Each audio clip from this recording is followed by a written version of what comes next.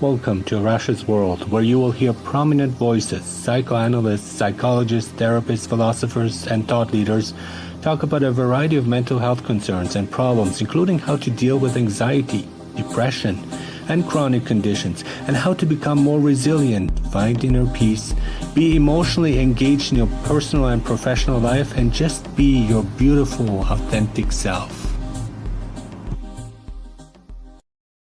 Hello, everyone. Welcome to Arash's World. Today we have a special guest, Lisa Skinner. How are you doing today? Good. Hi, Arash. Thanks for having me. I appreciate it very much. It's a pleasure to be here. Awesome. Thank you so much for coming. So my first question is a bit tough. How would you briefly describe yourself to our audience here? What would you say? I mean, in terms of what I do professionally? In any way you see fit. Okay. Well, I'm a sponge. I love to learn new information. I research the heck out of everything.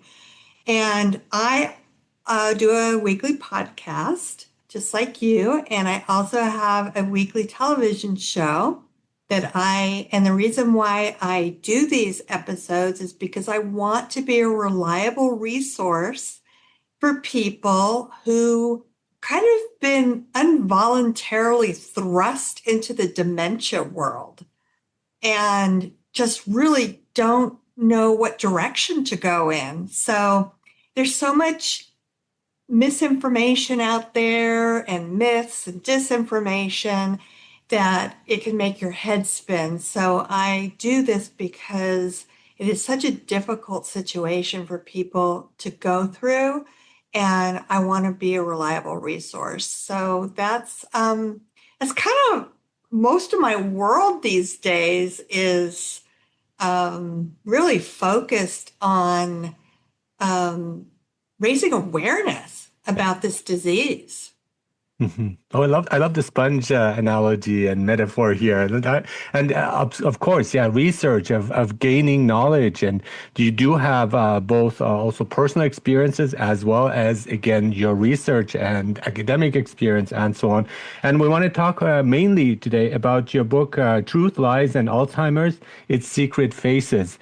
And so yeah, let's talk about this book. Okay. Well, one of the things that I've discovered, and I've been doing this professionally for 30 years, but as you mentioned, I have actually had 8 family members Yeah. who have lived with one of the brain diseases that cause dementia. My very first experience dates back 50 years with my grandmother. And it was a little bit of a traumatic experience for me when I discovered that that she was ill.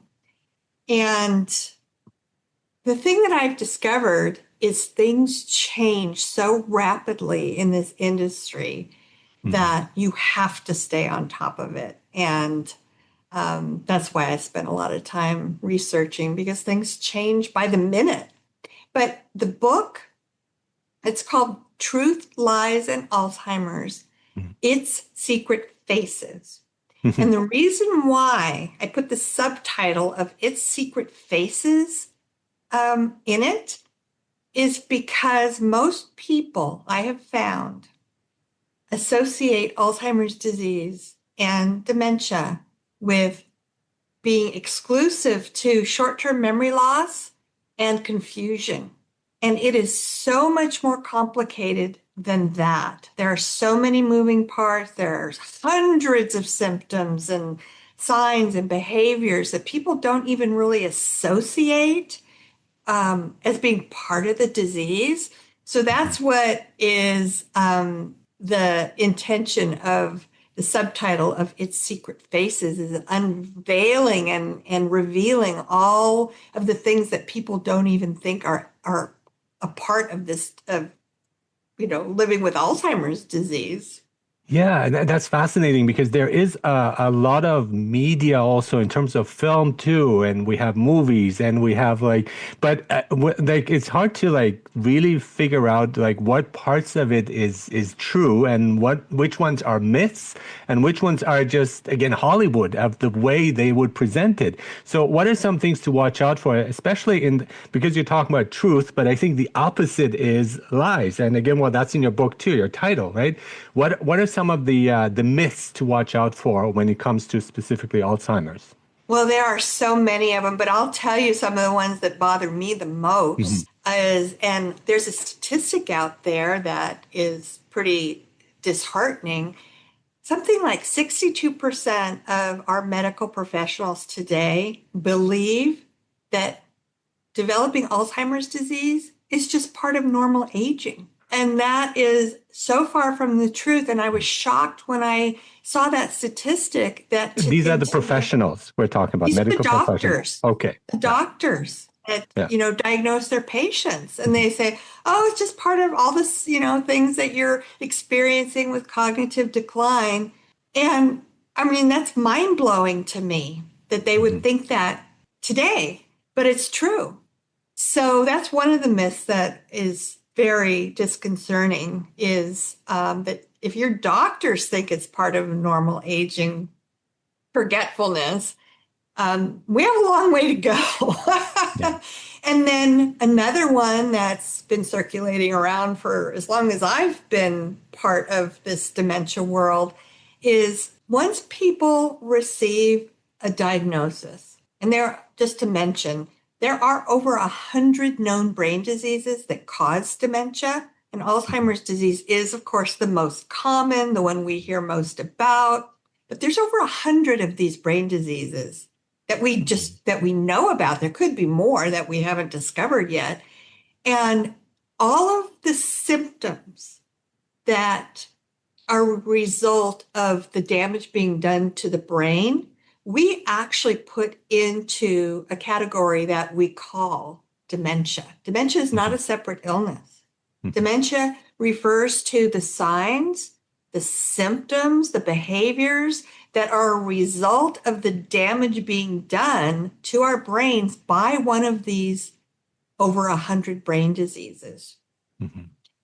So the myth is that once you receive a diagnosis, that automatically means your life is over. And I Mhm. am here to tell you, I've been doing this professionally and I have worked with thousands of families and I have been in the weeds of, the day-to-day lives of people living with it. Mhm. And it has such a tremendous impact, not only on the people who are living with the disease, but their family members, their caregivers, their neighbors, everybody involved. And what I have witnessed personally and what I practice, because I'm a certified dementia practitioner and Mhm. trainer, and I teach the methodology called person centered approach to care. I love that. And it's the most state of the art approach to care now. And it really focuses on each individual and takes the focus off of the actual disease. So our care approach is to customize it to each individual person. And the result that I've seen in implementing that approach to care is that people can live for decades with a brain disease in a very meaningful and have a very meaningful, purposeful, joyful life. You Mhm. just need to um, have the skills and the knowledge and the strategies and the techniques to be able to provide that for either your family member or the person you're caring for. But people think, okay, that's it. The person has dementia, um, and It, very it shortly they're not seemed even like going to recognize me anymore. But yes. that's not the case. Okay, that is good to know. That is a hopeful message because it seems like a death sentence when people tell you that. You just say It it's over. does. Basically, my life as I know it is over, and we expect the worst. And I think that kind of expectation will also accelerate the negative effects because it's It really does. again our how do we feel about things. And what I love about your approach, I mean, obviously you felt helpless when you had to encounter dementia and dealing with it. But then you didn't just stop there. You say, okay, I want to do something with this. I want to improve lives and gain knowledge. And that is wonderful. I think that should be the attitude overall. And even like, I think with medical professionals, it does seem that they kind of resign themselves like, well, what can you do? You got this disease. Right? Instead of, and more like kind of also like helping and focusing on the patient themselves, the unique patient, not a one size fits all approach, but saying, okay, well, this is what the stats show, but let's work with you individually. Let's see what can be done. And you're right. You're so right in what you're saying because people, unless, people don't know what they don't know.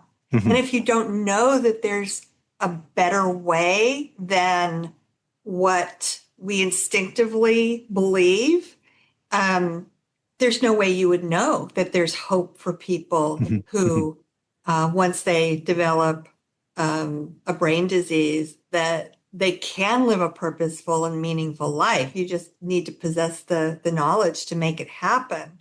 mhm, So, and all the noise that's out mhm. there Yes. just distracts us from being able to even realize a world with dementia that is not all doom and gloom, but it's Mhm, very, very possible. I've seen mhm, it over and over and over again. It's a different life. I do want to say mhm, that. mhm, It's a different life from where they're coming from, but it doesn't have to mean that it's going to be a terrible life or a bad life. It's just, taking a different approach. So mhm, that's mhm, it's, and the whole thing is, it's raising the awareness for people that lose their hope once they hear, oh, mhm. this is Alzheimer's disease, or this is Lewy body disease, or this is frontotemporal dementia. And of course, they just say, that's it. So from the view of the patients, we want to keep hope alive throughout, and just also like make sure that there is a good quality of life. And what can the giver do? How can they best approach the situation for those who are taking care of a person with dementia or Alzheimer's? It's kind of a complicated process. There's a Mhm, lot to learn, but I will mhm, give you some mhm, examples because I think a lot of people are going to be able to relate to what I'm mhm, saying if they're either a family member or a caregiver. Now, the way that we are wired, a couple different things. If we have a family member that's struggling cognitively, our gut instinct, our instinctive behavior tells us to fix them. We want our loved ones to be happy, especially if they're our parents or our grandparents. We don't want to see them decline. So let's say now one of a couple of the symptoms that we see very commonly are, I'll tell you a couple of them, mhm, hallucinations. mhm. People suffer from hallucinations when they live with dementia. They have delusions or false beliefs. Now, the difference between a false belief and a hallucination is, and I'll use my grandma for example, she saw rats running around her house. Mhm, She actually saw the mhm, rats. Now, that's a hallucination. You actually see or mhm, hear something that is really not there in our reality, the reality of a healthy person's brain. A delusion is believing something is true. Now, with people living with dementia, so, using my grandmother as an example again, mhm. she believed that there were birds living in her mattress and they would come out at night and peck at her face. Oh And my she God. couldn't sleep, she couldn't eat, she was terrified, she didn't know what to do. Now, in her mind's eye, in her reality, she believed that they were there. And I don't think she could actually see them because she only described them pecking at her face. So in Oh, her mind, she believed that she felt something. And then they'd quickly disappear and go back into the mattress. So that's an example of a false belief or a delusion. They're synonymous. mhm. The rats running around the house is an example of a hallucination. And then paranoia and suspiciousness is another very common belief and behavior that we see. And in her case, she believed that men were constantly breaking into her house. They were stealing her jewelry. They were eating her food and only leaving her like crusts of bread to eat. Well, And she was convinced they were going to do away with her and take over her life. So she was constantly suspicious of everybody and paranoid. That's another common symptom. So, where I'm going with this is to give examples so people can relate the point I'm trying to make. And this goes back to our instinctive response, exactly. the way we are wired. Yeah. So let's use the rats as an example of the point I'm making here and how the effective responses to that situation are counterintuitive to the way we instinctively want to respond. And how Like would we that want to say there are no rats, right? There's nothing there, right? With just what are you to confront them talking with it. about? Exactly. Yeah. And Yeah. that is the way most people, rats, I don't see any rats. Yeah. What are you talking about? This sounds Yeah. crazy, Grandma. What are Yeah. you talking about? There are no rats. Yeah. You know, But that is their reality. That is what that they is see. their reality. Yeah. So is a much more effective way to respond to any one of those examples. Mhm. Birds living in your mattress. Hmm. Another common scenario is people who live with dementia. A lot of times their spouse has been deceased for years. And Hmm. then all of a sudden, out of nowhere, they will insist that that spouse is still alive and maybe waiting for them at home. And they'll jump up out of the sofa seat and say, "Take me home, take me home. My husband's waiting. I need to Mhm. fix some dinner."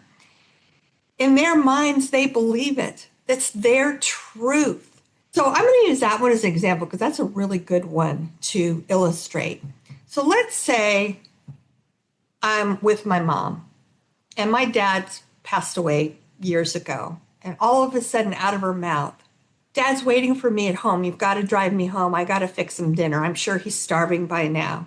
Now, my gut reaction to that, my gut response would be, "Mom, what are you talking about? Don't you remember? Dad passed away 4 years ago.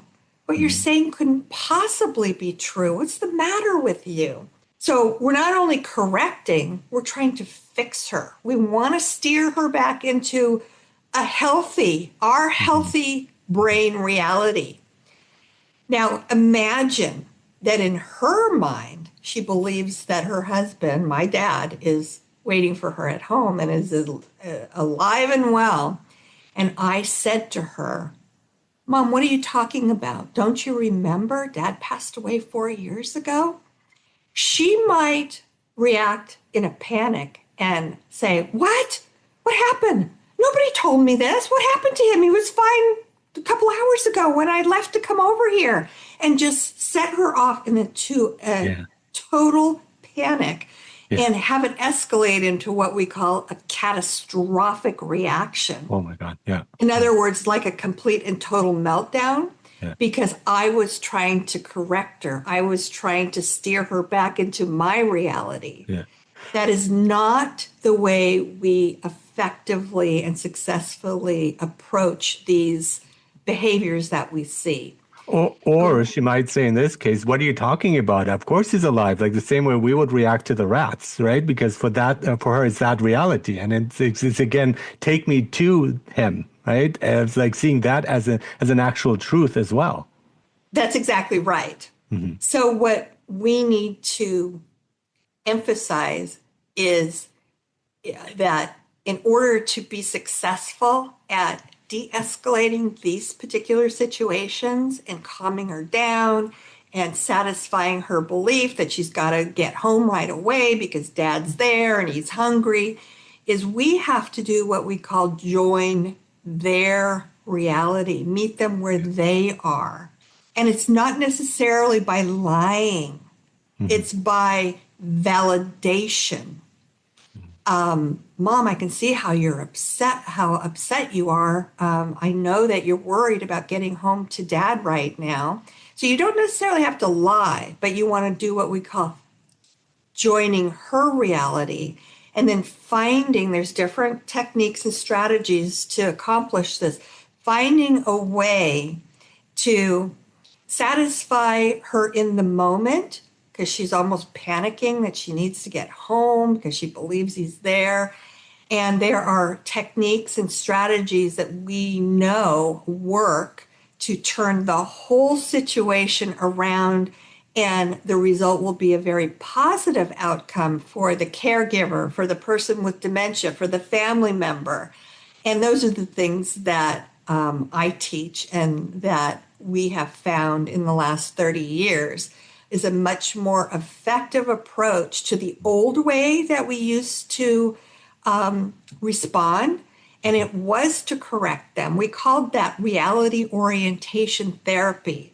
We Yeah, okay. corrected Yeah. them. We tried to But steer that's them. on the side of the therapist, not the view or the patient care, of like from their point of view, right? This is like imposing something upon them, which That's is this is right. our reality and you should conform to that as opposed to working with them. Yeah. That was the old approach, and Yes. it Yeah. Of simply did not course work. not. It caused Yeah. a lot of harm, Yeah. frustration, Yeah. more anxiety and Mhm. upset than was necessary. And then we discovered that the effective approach was what we're calling the person centered Mhm. approach to care, joining them where they're at in their mind's reality, not in our reality. Does that Now, make are there, sense?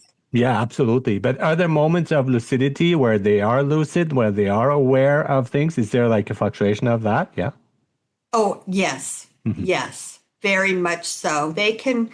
So a person living with dementia, especially when they're progressing through the more extreme stages of the disease, can come out with something really far-fetched 1 minute, Hmm. and then all of a sudden they regain their lucidity Hmm. and don't even remember that they thought their spouse was Right. still alive. Everything was Yeah. just back to normal. So you have Yeah. to be prepared for those transformations. And the way that you do that, you have to follow their cues based Yeah. on what they're talking about.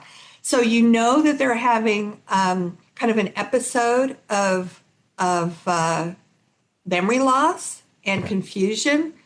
If they start telling you that their deceased husband is waiting for them at home, you know that they're not lucid at that Mhm. moment. Mhm. So you Mhm. have to follow their cues, Mhm. and that's the only way you can really tell if they're back in the timeline that they're supposed to be, the here and now, or if they've gone back into a different time frame of their life when their Yeah. spouse was still alive. It's kind of interesting because it's a similar way when a couple fights, for example, and both of them are agitated, and in that moment, none of them will see reason. So it's really hard to reason with the other person because they're so emotional about things, and then where you need to calm down. So it's that kind of like also a feeling of like, yes, this is an episode, but there is a moment after where this person might return to reality. So that's a bit hopeful too. But also, I'm curious about something called terminal lucidity. Have you seen that? Have you experienced that where people right before their death, like moments before, they might regain that kind of awareness and consciousness, and that's been studied a bit. So I wonder if there's some truth to that, It's and very real. it's very real, and in I a way that gives me a lot of hope. I actually saw it with my own stepfather. Now, he Okay. did not have dementia, Mhm. but he was in a coma. He was dying Oh, of oh my cancer. God. And we had hospice in the home. They had set up a hospital bed for him in my mom's, their living room. And he actually had slipped into a coma. And I was over there this one day and I wanted to go check on him just make sure he was still breathing. Hmm. So I was looking at him, to see if I could see his chest moving up and down. And all of a sudden, he sat up Oh my God. out of this coma that he had been in for 2 days. Yeah. And he sits up and he is as wide awake and aware as anybody. And he's looking through me. He's not looking at me. Oh, And he said, "Oh, Lisa." He knew who I was. "Oh, Lisa, there's the most beautiful angel standing right oh my God. behind you." Yeah. And then he um, laid back down. And shortly after that, he went back into the coma. And the next morning, he was gone. Oh wow. I hear these stories Yeah. all the time. Yeah. Moments of lucidity at the Yeah. very last moment, or Yeah. in his case, he just, Yeah. you know, was in a coma, woke up, told me about these beautiful angels that were standing behind me.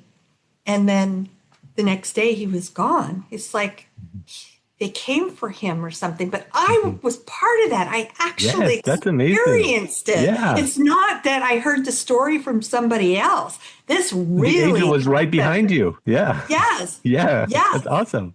Now, Uh, I didn't see any yeah, I angels, know. Of but course. he Yeah. certainly claimed he did. And Yeah. I believe him. Yes, I absolutely. believed him Yeah. Yeah. wholeheartedly that Yeah. they were there. And this is just wonderful because I believe in a spirit, in a soul, if you like. And then so So that do kind of I. separation and that they're not suffering in the other life. So there's in a way like a kind of liberation of the soul from the body that is suffering, that's physically suffering. And that gives me a lot of hope because if you believe in that, I think that's a wonderful thing. Well, I certainly believe in it, Yeah. especially after, I mean, I've always believed in angels, but Hmm. after that experience, there was no doubt in my mind that Hmm. there's another dimension and that Yes. they are, they were there probably to guide him home Hmm. because it was just such a bizarre experience, Yeah. to watch a man just snap out of a coma that he's been in for days. And like I said, he was looking through me, but he did call me by name and just tell me about these beautiful angels that were standing Yeah. behind me, Yeah. That's looking wonderful. after him. And I, from that moment on, and this was, I don't know, 15, 20 years ago, Hmm. from that moment on, I have never, ever doubted that we do have angels Hmm. among Hmm. us. And for me, when my dad passed away some years ago from cancer, I told him again right before. I say, come and see me in my dreams. And then like it was just maybe a week later, he showed up in my dreams. It's like, so what do you want to talk about? And I felt that kind of connection that it was really him. This was not just my imagination. So that's again, it gives us hope that there is again, yes, there is a suffering, but then there's another dimension, as you said, and I think Yeah. that's definitely true. Well, that's an interesting story because my sister just shared with me probably about 6 months ago. We all went out to dinner, and she said our dad passed away uh, 15 years ago, Hmm. and recently she told me that he came to visit her in his dreams. But the one thing that she did tell me said he didn't look like Dad did at the time he passed away, which was at 84 years Uh-huh. old. Uh-huh. He was a Yeah. younger version of Yeah. himself. Yeah. Yeah. And I'm like, oh, I wish he would come and visit me in my Yes. dreams. He hasn't Yeah. yet, but she described what sounded so real. Uh-huh. And I have read and Mm. watched documentaries and things like that where when we go to this other dimension, Yeah. we are younger versions of ourselves. Yeah. And happier and just a happier Yeah. version. Yeah. Do you remember that being true when your dad came to visit you? Was it the man that you last saw, or a different? Interesting. I think he was younger, like actually on second thought. Yeah. I just know he was much more relaxed. Right? It was calmer. It was not like, just very different, not suffering. And yeah, that's true. Yeah, that is amazing. But again, much, much happier, I think. Um, um, looking at Alzheimer's in terms of like what can we do to prevent it, to have ways for us to remain healthy, and also for the kind of difference between a normal forgetfulness, which as I'm aging, I am forgetting more things, and when to know that's like it should be it's a cause of worry and concern, and when to say it's kind of normal. Because the other day, and I hadn't slept well, but I could not remember the name of Tom Hanks. And that is a very odd thing because I'm very good with names and people and my memory is quite good. But for the life of me, I couldn't remember something as trivial as that. And I panicked in a bit. I thought, what's wrong with me? So is that a concern here, or is that part of again normal aging and how to know the difference between the two? That's a great question. And to be honest with you, there is a new statistic out there that I came across pretty in the last couple of years. Right now, the number one fear for people 55 and older is that they will get Alzheimer's disease. Hmm. It's Hmm. weighing on Yeah, everybody's mind. And I yeah. can't tell you in the 30 years that I've been doing this professionally how many people have approached me with examples of why they're worried that they might be developing Alzheimer's disease because they walked into a room and couldn't remember why they went in there. They Hmm. put their iPhone down and couldn't remember, just retraced all their steps. They had to eventually call the phone to find it. They could not find it. They would forget names. These are actually a very normal part Okay. of what we call the normal aging forgetfulness. Hmm. Because We it seems jarring because my wife constantly forgets things, but that's her normal state of being. But for me, that's not the case. So that's why I was a bit shocked with that because I did not expect that. Yeah. Well, and this is one of the reasons why it's so difficult to make a diagnosis of Hmm. that people do have something more serious going on because the signs and the symptoms that we see, even with Alzheimer's disease, I don't know if you know this, but people can actually live with Alzheimer's disease for 10 or more years. Hmm. It's developing in their brain and doing the damage, but they show no signs or symptoms at all. And then all of a sudden, the signs are subtle. Hmm. But this is what I tell people. Normal aging forgetfulness is happens to all of us. Yeah. It's probably starting in around the age of 40. So not even in Hmm. our older years. So don't start panicking if somebody's name flies out of your head Hmm. or you did forget why you walked into that room. Our lives are busy and there's so much noise and commotion being thrown into our heads that it's, stands to reason why we would forget things.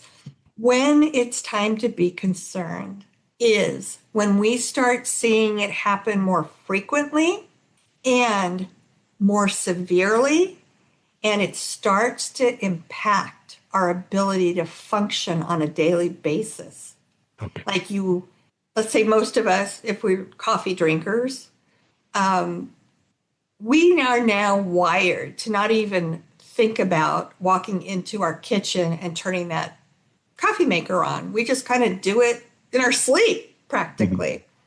Now, if I all of a sudden forgot not just how to operate that coffee machine to brew my coffee in the morning, but we can't even remember the function of the coffee machine. You're staring at it and you're going, I have no idea what I'm supposed to do with this, Yeah. let alone how to turn it Yeah. on and brew your coffee. Hmm. That's a red Okay. flag. Yeah. And by the way, I read a book on the how the brain works when you're like making coffee, and that's a really complex set of things, of thoughts, because you do have to remember the order and stuff. So it's like the brain is pretty amazing in like just remembering how to make coffee. Like that's an accomplishment. And then so it is like, And yeah, it becomes second nature it that we don't becomes second have to nature. think of every single Exactly. step. But that's Exactly. one Mm. differentiation with dementia. Okay. You lose your ability to what we call task Hmm. sequence. Hmm. So let's say Exactly. brushing your teeth. I Yeah. mean, we were taught when we were two or one to Yeah. brush our teeth. And Yeah. there's a series of steps that you go through to go through the entire process, from taking the toothbrush out of the Yeah. holder to running it underwater to putting the Yeah. toothpaste on. We forget how to do those tasks when we get to a certain And stage of that's hard. dementia. Yeah. And that's another red flag, that Okay. you cannot complete a task. Or let's say your caregiver is giving you a shower and you don't remember all the steps of the showering sequence, and you just all of a sudden think you're done, and you still have shampoo in your hair. The caregiver hasn't even washed it out of your hair, but in your mind, your shower's done, you're over. So these are Yeah. some Okay. examples of things that are happening to us when we're living with dementia. And so to continue of being healthy is like, and there's a connection with diet too. Does that make a difference? And lifestyle choices again of doing exercise. So is there ways of again keeping healthy and trying to keep dementia away by engaging in that, by having a good diet, by doing exercise? Does that help? Yeah, let me address one question that you asked me, because it was kind of Hmm. a two-part Yeah. question.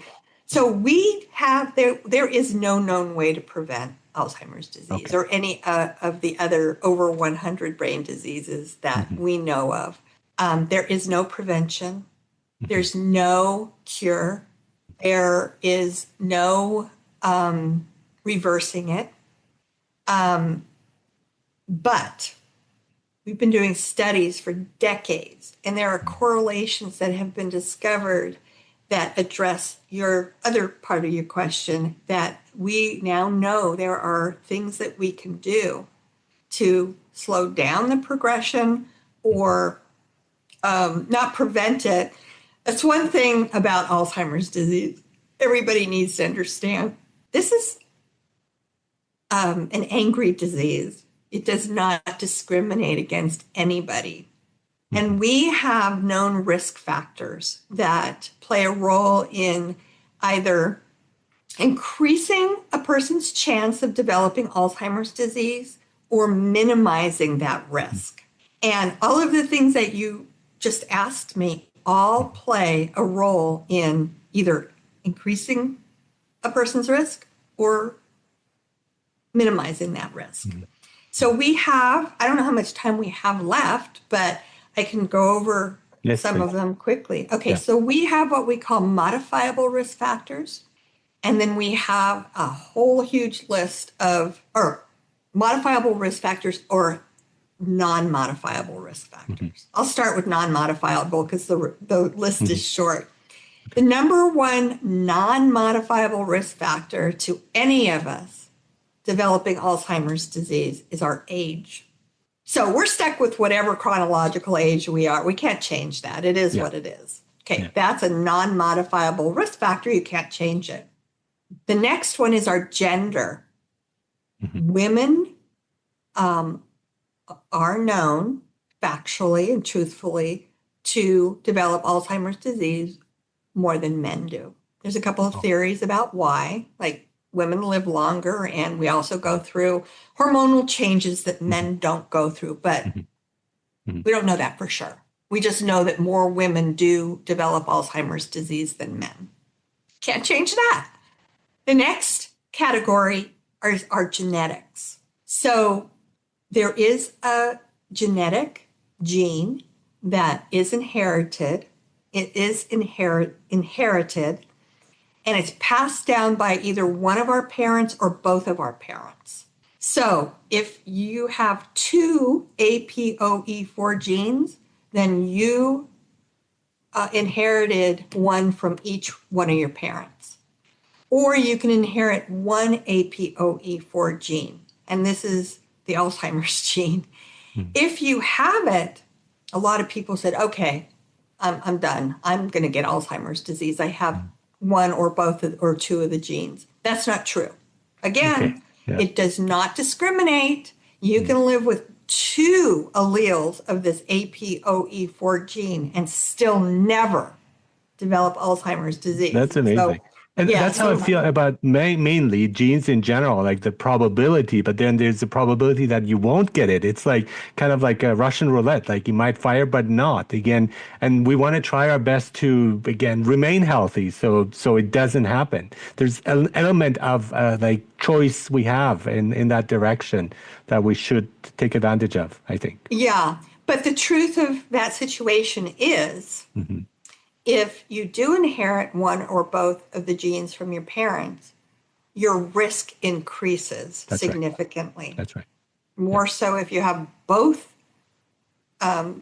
two of the genes versus one, or But it's not a no, death sentence in the no, sense no, of no, like, yeah. it's So not. that gives me hope again. Yeah. Yeah. So for anybody listening, Yeah. please at least be rest assured that it's not a death sentence. It does not mean you will develop Alzheimer's. Your risk does increase though. And then the last non-modifiable risk factor is our race. So certain ethnicities are at a higher risk of developing Alzheimer's disease than others. Mhm. And none of those things we can change. Yeah. So then we have to factor in what we call the modifiable risks. Hmm. And the number one modifiable risk to developing Alzheimer's disease is living with a heart condition, cardiovascular disease. But Yes. Yeah. we call it modifiable because it can be treated. Sleep apnea is another medical condition that we now know increases a person's risk of developing Alzheimer's disease. They're sleep deprived, they're not getting enough oxygen to their brain, they're not falling into that deep sleep. So it is now known that that is a risk factor, but it's treatable. People can use CPAP machines. Diabetes is a huge risk factor to increasing a person's risk. Diabetes is treatable and manageable. Doctors can prescribe medications that can lower your glucose levels and your A1C numbers, and you can, modify your diet and you can exercise to help get that under control. So that's modifiable. Hearing loss is now a huge risk factor that increases our risk of developing Alzheimer's disease. And the list goes on and on. And then there's diet, Mhm. there's getting proper exercise, there's getting proper sleep. But all of those things in that category are modifiable because they can be managed and or treated.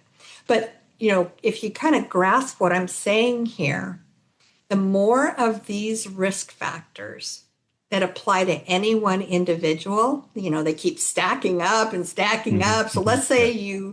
you have all of the non-modifiable risk factors against you out of the gate, and then you've got a host of other medical problems, and you have a horrible diet, and you never exercise, and you don't do anything to stimulate your brain, and you sit in isolation every day, and you suffer from depression. These are all risk factors that Mhm. will be stacked up against you that will increase your risk of developing Alzheimer's disease.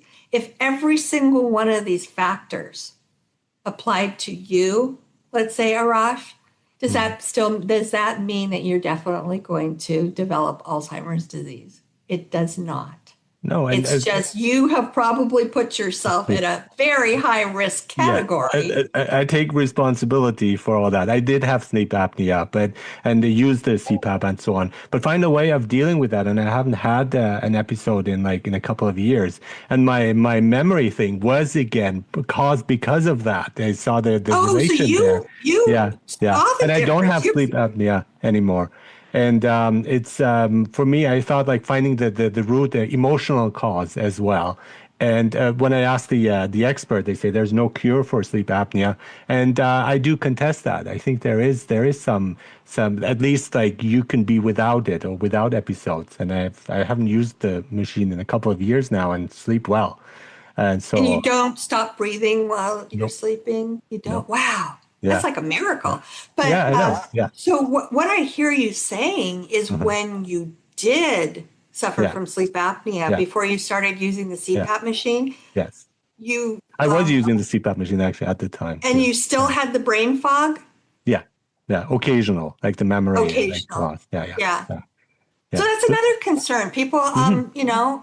have brain To look fog and into they're that, not, right? Yeah, and they think, yeah, uh-oh, this is not a good. I think it's probably Alzheimer's disease. It could be yeah. one of so many different That's true. things.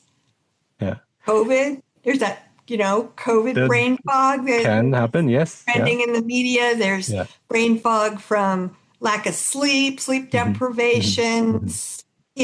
There's so many. A thyroid condition can Yeah. cause brain fog. There's so many different things. No, I read an article about picking your nose and how that could be connected to Alzheimer's because that's how like bacteria could enter your brain. I was wondering if you've heard of this and if there's any truth to it, or is that just something that's a myth, or we just don't know? I don't think there's any scientific evidence Okay. to make that direct correlation.